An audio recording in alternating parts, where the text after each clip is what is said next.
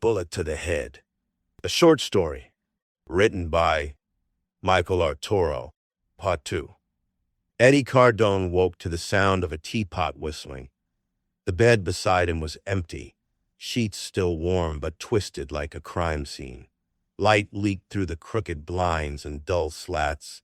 His body ached in good places and bad places. He stood, winced, and limped to the window. Outside, Doyers Street had vanished beneath a blanket of morning mist, thick enough to swallow the sidewalk whole. A man, or what appeared to be the shape of one, stood on the corner beneath a broken street lamp, looking up, right at the window. Eddie blinked. The figure turned and disappeared into the fog, legs trailing behind like smoke. From the kitchenette, Eddie heard the clink of ceramic. He turned and followed. Lillianne stood barefoot in a silk robe, hair pinned up with the same precision as the questions on her mind. She poured coffee into a chipped cup, added nothing, and slid it across the counter without looking at him. "You take coffee?" Eddie rubbed his neck. Good guess. She made coffee for him, tea for herself, and eggs for both, sizzled in a pan. The place still smelled like crab, sex, and last night's bad decisions. "Did I tell you I used to work at an art gallery?" she asked. "No. Cultural center," she clarified. "Asian arts. Mostly diaspora stuff, second-gen pieces with too much anger or not enough soul." She gestured vaguely toward the walls where artwork leaned in mismatched frames. Eddie's eyes settled on a crooked painting, an abstract sprawl of ink and oil, all shadows and implied geometry. It looked like a street scene caught mid-melt, a Chinatown alley glimpsed in a dream.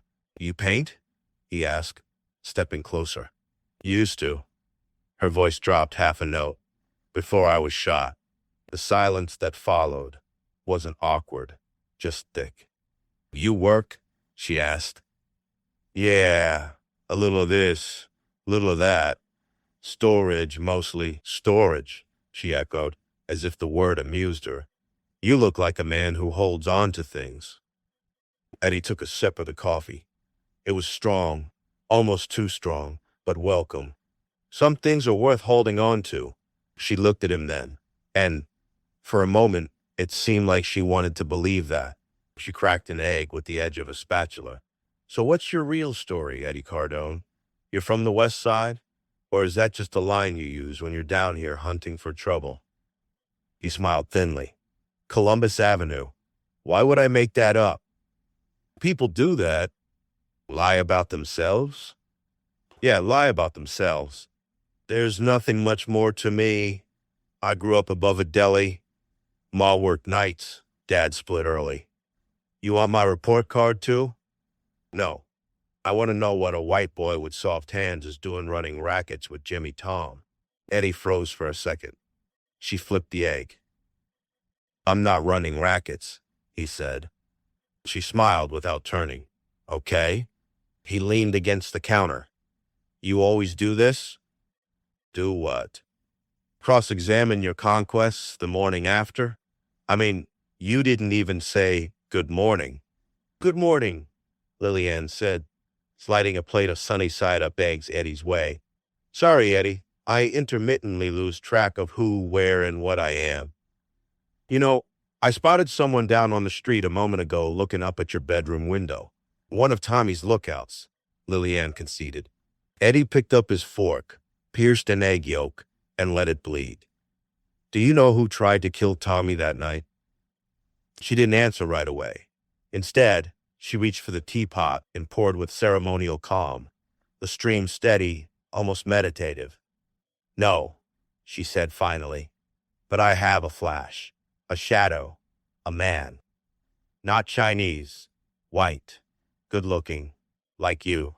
You've heard of déjà vu?" Eddie chewed slowly, eyes narrowing. The sensation that something has happened before, even though it's happening for the first time. "Exactly." She cradled her cup. "What about Presque?" He paused, uncertain. "Sounds French." "It is. Means almost seen. The sensation of standing at the edge of memory. knowing something's there, just out of reach. Her gaze lifted, calm and direct, like something on the tip of your tongue, like something about Eddie Cardone. The air shifted and tightened. Eddie swallowed the mouthful like it had turned to stone, and then said, half joking, "You don't think I had anything to do with it?" She looked at him then, really looked. Her eyes were not accusing, but they weren't kind either. "No," she said, "but maybe you knew him." Silence followed. Outside, a distant siren rose and faded, like the world was holding its breath with them. "You think I'd be in this kitchen right now if I tried to kill Tommy Huang?" Eddie said, voice scraped thin. "Or if I knew who did?" Lillianne didn't answer. "I told you, I'm a small-time hood who runs with Jimmy Tong when he calls. Otherwise, I lift and move boxes wherever possible to turn a buck." She nodded once, a slow dip of the chin. It felt like the quiet acceptance of a verdict no one believed. "They told me when I woke up I'd have false memories," Lillianne said, her voice low, more gravel than whisper. "So now everything I remember comes with a question mark. I'm too tired to erase. I remember fear. I remember betrayal. I remember the way the shooter moved, like it wasn't the first time he erased someone from the world." Lillianne looked past Eddie. "And I remember his shape, his walk, maybe even his face. But I can't swear by any of it. The truth?" She laughed once, dry. "The truth is what I choose to believe. It has to be. It's the only way I can keep moving forward without collapsing under the weight of all the things I'll never be sure of." She turned her eyes to him then, steady, dark, unflinching. "I've made peace with that. Because until this bullet shifts and finishes the job, I've got to walk like I know where I'm going, even if I don't." Eddie didn't speak. His hands lay flat on the table, steady in appearance, but the veins had risen like wires under strain. "I should go," he said. "Jimmy's probably wondering." "You don't work for Jimmy anymore." Eddie stopped mid-motion. "What?" "You're mine now, full-time. Bodyguard. I want you close to me." He blinked. "You're serious? You think you can survive last night and go back to selling knockoffs with Jimmy Tong?" "No, you're in it now." Then she moved, slow, deliberate. Her silk robe whispered as she shifted, the thin fabric catching the light. One hand reached across the narrow table, not for the cup or fork, but for him. She took his hand gently, guiding it over the table, and then placed it on her chest, flat against her breast, where her heart should be thundering. But it wasn't. It was steady. "You feel that?" she asked. Eddie's fingers twitched.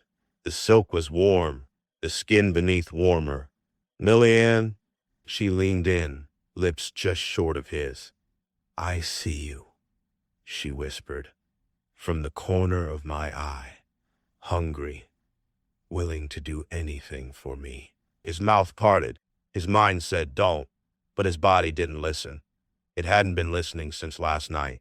Her fingers slid up his arm, slow as a tide. "How much do you love me, West Side boy?" He stared at her. She smiled, half sign, half invitation. "Answer me." She was a cat, and he was caught in the twitch of her tail, already under her paw. She kissed him like lovers who plan murders together, slow, dark, intoxicating, a kiss that tasted like secrets and blood. Her hands tangled briefly in his shirt as if unsure whether to pull him closer or push him away. Eddie responded like a drowning man tasting air. For a moment the room was nothing but silk and skin and breath and the weight of something dangerous blooming between them. Then, as if she'd remembered herself, Lillianne smiled against his mouth and pulled away. She smoothed the folds of her robe, collected a stray lock of hair behind her ear, and turned to refill her teacup as if nothing had happened. Her voice, when she spoke again, was brisk, almost clipped. "There's an art show tomorrow night," she said. "New gallery, new money, all the right eyes." Eddie blinked, still caught in the heat she'd left behind. She nodded, businesslike now. "Shanghai businessmen with a fetish for gangland art. They're hungry for anything that smells like Chinatown's underbelly. She turned to face him again, but the softness from moments ago was tucked away. And I want you there, by my side. He straightened, still catching up. Security? Presence, she corrected. A man beside me says that I'm protected. Her gaze lingered, that I don't walk into rooms alone anymore. My ex will be there. Tommy?